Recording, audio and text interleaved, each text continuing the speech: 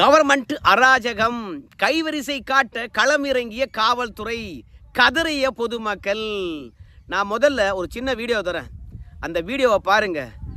இது தொடர்பாக பின்னாடி ஒரு பெரிய வீடியோ இருக்குது.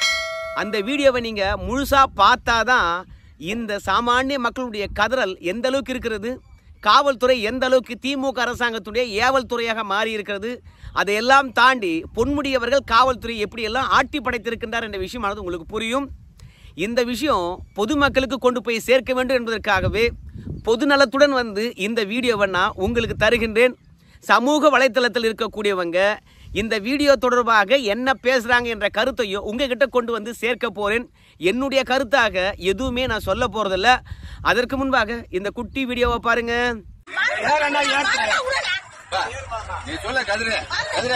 சார் என்ன சார் நீங்க பண்றீங்க? நீங்க பண்றதெல்லாம் என்ன சார்? என்ன இப்படி பண்றாங்க?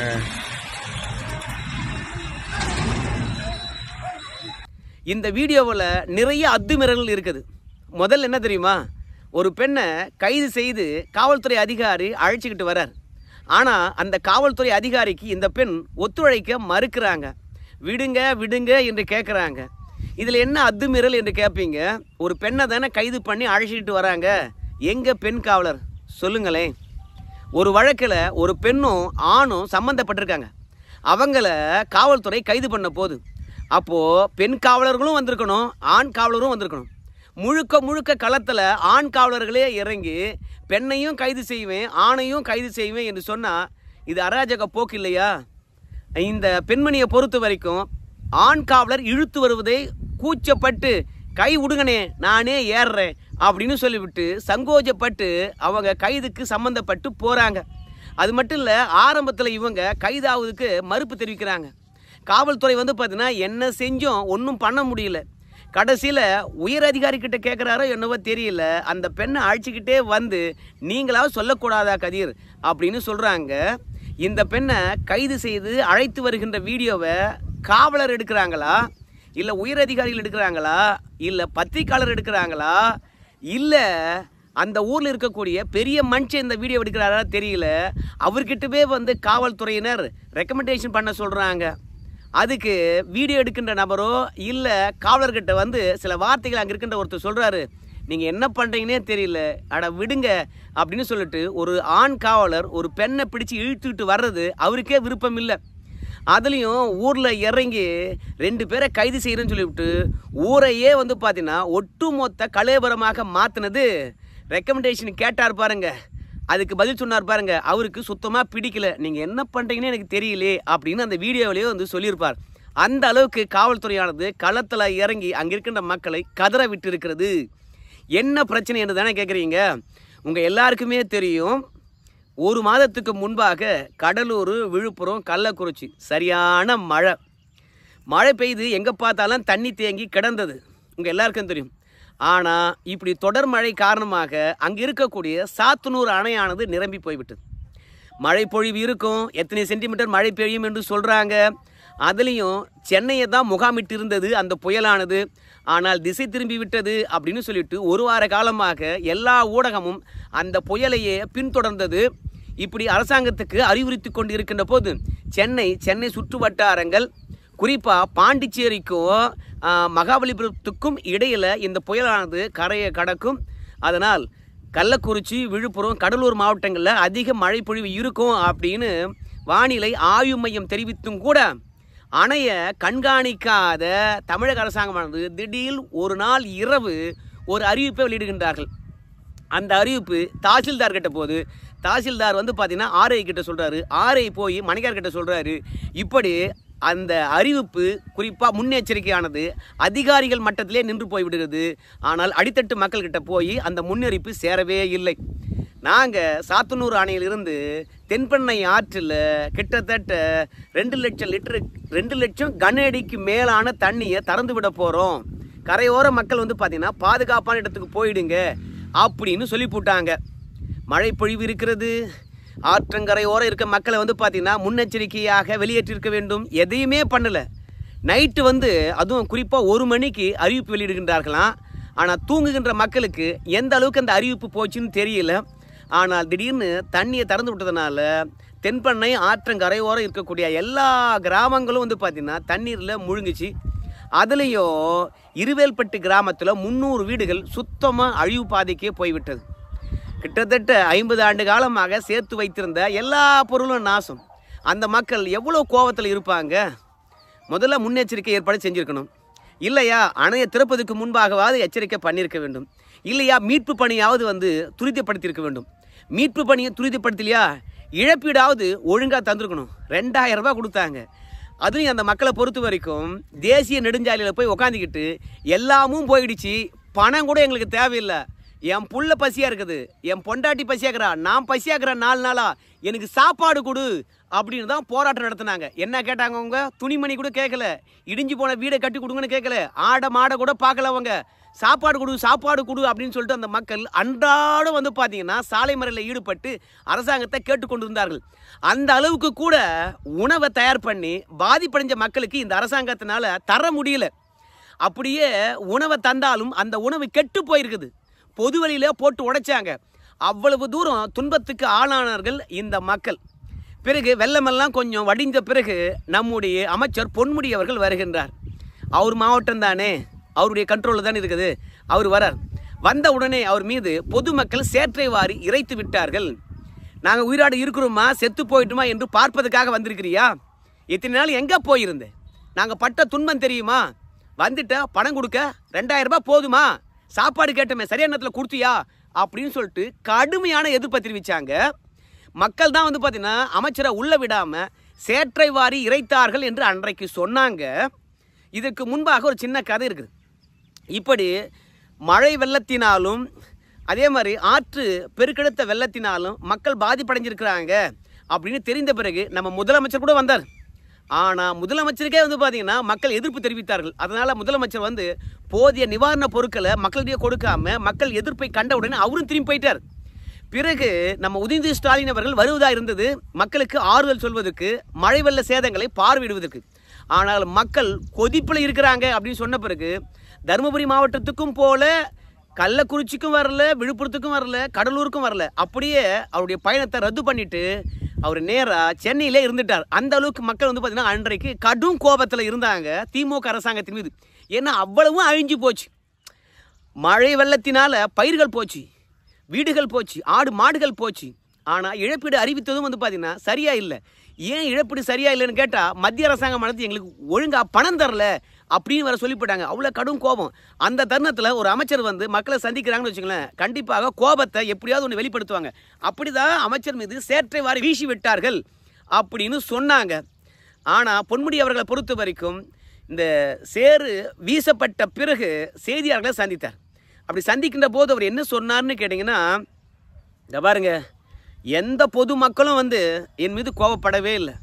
எல்லாமே ஒரு கட்சியை சார்ந்த 2 பேர் தான் செஞ்சு போட்டாங்க. அவங்க அரசியலில் என்னை வச்சு அடையாளப்படுத்தணும் என்று நினைக்கிறாங்க. அதனால் செஞ்சு போட்டாங்க. அவங்கள நான் மன்னிச்சிட்டேன். ஏன்னா மக்கள் துன்பத்தில் இருக்கின்ற போது அவங்கள ஏன் நான் பழி வாங்க போகிறேன்?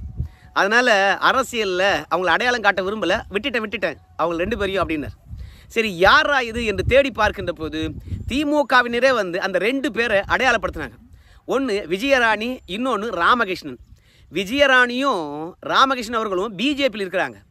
இவங்க 2 பேரும் வந்து பார்த்தீங்கன்னா பிஜேபி பொறுப்பில் இருக்கிறாங்க. மகளிரணி தலைவியாகவே இருக்கிறாங்க அந்த விஜயராணி பாஜகவில். இவங்க தான் வந்து சேற்றை எடுத்து வீசினாங்க. அப்படி சேற்றை எடுத்து வீசினதை பார்த்தீங்கன்னா அங்கே இருக்கின்ற மக்கள் எதிர்த்தார்களா இல்லை வரவேற்றார்களா என்று பார்க்கின்ற போது அன்னைக்கு சேற்றை எடுத்து வீசினதுனால அங்கே இருக்கக்கூடிய மக்கள் இந்த 2 பேரையும் தூக்கி வச்சு கொண்டாடினாங்க. அப்போ இந்த 2 பேரும் என்ன பண்ணியிருக்காங்க? மக்களுடைய கோபத்தை அமைச்சருக்கு எதிராக காட்டியிருக்கிறாங்க. ஏன்னா அமைச்சர் மீது இவங்க சேற்றை வாரி வீசியிருந்தா, யோ நல்லது பண்ண வந்திருக்கிறான், அவன் மேலே போய் சேற்றை வாரி வீசிறிய, நீ பிஜேபி இருக்கலாம், திமுக உனக்கு ஆவாத கட்சியாக இருக்கலாம், நல்லது பண்ணியிருக்கிறவங்க, நல்லது பண்ண வந்திருக்கோம் மீது நீ எப்படி சேற்றை வாரி வீசலாம் அப்படின்னு சொல்லிவிட்டு அங்கே இருக்கின்ற மக்கள் தடுத்திருப்பாங்க. ஆனால் சேற்றை வாரி வீசின பிறகு கைத்தட்டி வரவேற்றார்கள். நல்லது பண்ண இப்பயா திருந்துறங்களா பார்க்கலாம் அப்படின்னு சொல்லிட்டு மக்களுடைய கோபத்தை வெளிப்படுத்தின அந்த 2 பேருக்கும் மக்கள் ஆதரவாக இருந்தாங்க. அதனால தான் அன்னைக்கு நம்ம அமைச்சரால் வந்து பார்த்தீங்கன்னா எதுவுமே பண்ண முடியாமல் அவர் திரும்பி வந்தார். ஆனால் அடிப்பட்ட பாம்பு சும்மா விட்டுருமா அப்படின்னு கேட்பாங்க. அந்த மாதிரி அமைச்சர் என்ன பண்ணுறாரு, இந்த 2 பேர் மீதும் வழக்கு தொடுக்கிறார். அமைச்சர் தொடுக்கின்றாரோ இல்லை அவங்க ஆதரவாளர் தொடுக்கிறாங்களோ நமக்கு தெரியல. அப்படி வழக்கு தொடுத்த பிறகு இவங்களை கைது செய்வதற்காக காவல்துறையானது முற்படுகிறது. உடனடியாக இந்த விஜயராணியும் ராமகிருஷ்ணனும் போயிட்டு உயர்நீதிமன்றத்தில் எங்களுக்கு முன்ஜாமீன் வேண்டும் அப்படின்னு கேட்குறாங்க. அப்படி முன்ஜாமீன் கேட்கின்ற போது நீதிமன்றமானது அவங்களுக்கு முன்ஜாமீன் வழங்க மறுக்கிறது. காரணம் என்னன்னு கேட்டிங்கன்னா, அவங்க என்ன சொல்கிறாங்கன்னா, இது அரசியல் ரீதியாக உள்நோக்கம் கொண்டு அமைச்சர் மீது சேற்றை வாரி வீசியிருக்கிறாங்க, அதனால் கண்டிப்பாக இவங்களை கைது செய்யலாம் என்று சொல்லிட்டு அவங்களுக்கு முன்ஜாமீன் வழங்கவே இல்லை. அதனால் காவல்துறையானது களத்தில் இறங்குது. அப்படி களத்தில் இறங்குகின்ற போது அங்கே கள நிலவரம் என்னன்னு பார்க்கணும் இல்லையா? இந்த வீடியோவை பார்த்துட்டு வாங்க. பார்த்தீங்களா, அன்றைக்கு எப்படி இந்த 2 பேருக்கும் ஆதரவாக அந்த ஊர் மக்கள் நின்றாங்களோ சேற்றை வாரி வீசுவதுக்கு, அதே மாதிரி இன்னைக்கும் அவங்களை கைது பண்ணுறதுக்கு போகின்ற போது அப்பொழுதும் அந்த மக்கள் அவங்களுக்கு ஆதரவாக இருக்கின்றார்கள். அங்கே இருக்கிறவங்க யாருமே அந்த ராமகிருஷ்ணன் மற்றும் விஜயராணியை கைது செய்ய அனுமதிக்கவே இல்லை. அவங்க சாலை மறியலும் பண்ணுறாங்க. என்ன தப்பு பண்ணிட்டு நாங்கள் எதற்காக நீங்கள் கைது பண்ணுறீங்க? அது மட்டும் இல்லை, இந்த விஜயராணியும் இந்த ராமகிருஷ்ணனும் பார்த்தீங்கன்னா நம்மளை கைது பண்ண போகிறாங்க, முன்ஜாமீன் கிடைக்கிற வரைக்கும் கொஞ்சம் தலைமறைவாக இருப்போம். இல்லைன்னு வச்சுங்களேன், இந்த காவல்துறையை பொறுத்த வரைக்கும் இன்னைக்கு சட்டப்படி நடக்கலை. இது திமுகவுடைய கைப்பாவையாக மாறிப்போச்சு. அதுலேயும் விழுப்புரம் மாவட்டத்தில் பொன்முடி அவர்களுடைய சொல் பேச்சு கேட்டு நடக்கக்கூடிய காவல்துறையாக மாறிப்போச்சு. அதனால் நீதி கிடைக்காது அப்படின்றதுனால கொஞ்சம் தலைமறைவாக இருக்கிறாங்க. ஸோ இப்படி தலைமறைவாக இருக்கின்ற பொழுது அந்த கிராமத்தையே பார்த்தீங்கன்னா காவல்துறை அப்படியே அலசுறாங்க. அதில் ஒரு பாட்டி அம்மா கூட பார்த்தீங்கன்னா கையெழுத்து கும்பிட்டு, ஐயோ இந்த விஷயத்துக்கும் எங்களுக்கும் எந்தவித தொடர்பும் இல்லை, என் பிள்ளைங்க பார்த்தீங்கன்னா அவன் உண்டு அவன் வேலை உண்டுன்னு இருக்கான், இவங்களை கைது பண்ணிடாதீங்க, நீங்கள் அணுதுனும் வரீங்க, அவங்கள தேடுறீங்க, கிடைக்கலன்னு உடனே எல்லாரையும் தொல்லை பண்ணுறீங்க, இது எதுக்கு அப்படின்னு சொல்லிட்டு அந்த பாட்டி அம்மா கூட பார்த்தீங்கன்னா கதறும். அதே மாதிரி அவங்களெல்லாம் போய் கைது செய்கின்ற போது கூட அந்த மக்கள் விட மாட்டாங்க, அந்த உறவினர் விட மாட்டாங்க, சாலை மறியலை பண்ணுறாங்க.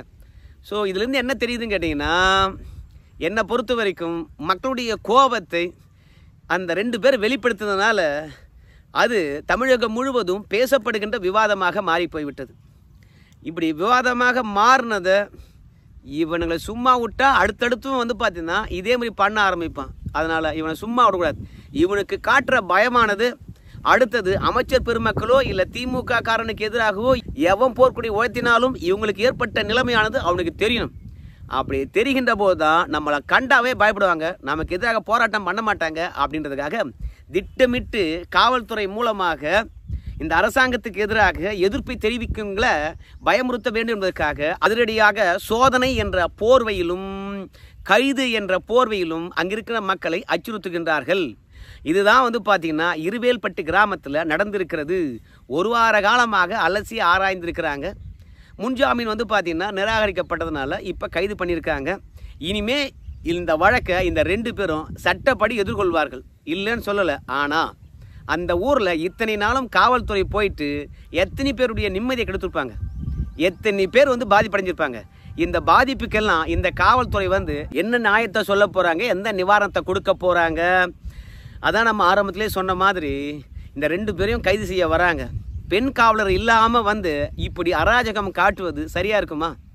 ஒரு இடத்துல ஒருத்தர் தேட போகிறோம்னா அங்கே இருக்கக்கூடியவங்க எதிர்ப்பு தெரிவிக்கிறாங்கன்னா அங்கே இருக்கக்கூடிய பெண்களை அப்புறப்படுத்துவதற்கு பெண் காவலர் இருக்கக்கூடாதா? ஏன் இல்லை? ஸோ ஏறான்னா ஏறணும், இறங்கடானா இறங்கணும், விலகி போகணும். அதில் ஆணாக இருந்தான்னா பெண்ணாக இருந்தான்னா காவல்துறையை சார்ந்தவங்க நாங்கள், எதுக்கு நாங்கள் கட்டுப்பட மாட்டோம் அப்படின்னு சொல்லிவிட்டு ஆண் பெண் வேறுபாடு இல்லாமல் சும்மா தாறுமாறாக இழுத்தின்னு போயிட்டு கைது பண்ணியிருக்கிறாங்க. ஸோ இந்த கைது நல்லதா கெட்டதா எனக்கு தெரியாது. ஆனால் என்னை பொறுத்த வரைக்கும் எந்த ஒரு பிரச்சனைக்கும் வன்முறை தீர்வாகாது. ஆனால் அந்த வன்முறையை யார் கையில் எடுத்தாலும் தப்பு தானே. அடித்தாதான் வன்முறையா? ஆனால் இந்த மாதிரி காவல்துறை வம்படியாக கைது செய்வதெல்லாம் வன்முறையில் வராதா? சேற்றை வாரி வீசனவனுக்கு அறிவு கிடையாது, வன்முறையை கையில் எடுத்துட்டான். ஆனால் இவங்களை கைது செய்வதற்கு காவல்துறை கையாண்டு இருக்கின்ற முறை எப்படி? நியாயப்படியா, ஜனநாயக முறைப்படியா, இல்லை சட்டப்படியா? அதனால் என்னை பொறுத்த வரைக்கும் திமுகவுக்கு எதிராக எவன் பேசினாலும் சரி அவன் ஜோலி முடிஞ்சிடும். இந்த அரசாங்கத்துக்கு நாம் நிறைய வீடியோவில் பார்த்தீங்கன்னா ஒரு விஷயத்தை எடுத்து சொல்லியிருந்தோம். இவங்களுக்கு சகிப்புத்தன்மையும் அல்ல, இரண்டாவது என்ன கருத்து சொல்கிறாங்களோ அதை பகுப்பாய்வதும் கிடையாது. அதையெல்லாம் தாண்டி ரொம்பவே பலவீனமானவர்களாக இருக்கின்றார்கள். எப்போதும் பலவீனமானவர்கள் உடனடியாக கோபத்தின் உச்சிக்கு போவாங்க. கோபத்தின் உச்சியில் அவங்க எடுக்கக்கூடிய முடிவு தவறாகத்தான் இருக்கும். அந்த மாதிரி தான் இப்போது காவல்துறையினரும் வந்து பார்த்தீங்கன்னா செயல்பட்டு இருக்கின்றார்கள். அமைச்சர் மீதே மண் அடிச்சிட்டியா சேரடிச்சிட்டியா அப்படின்னு சொல்லிவிட்டு ஸோ அதிகாரம் கொடுத்த மக்களையே வந்து இந்த மாதிரி காவல்துறை அலைகழித்து அதிரடியாக கைது செய்கிறாங்கன்னா இந்த நாட்டில் ஜனநாயகம் இருக்குதா? உங்கள் கருத்தை சொல்லுங்கள். நன்றி நண்பர்களே.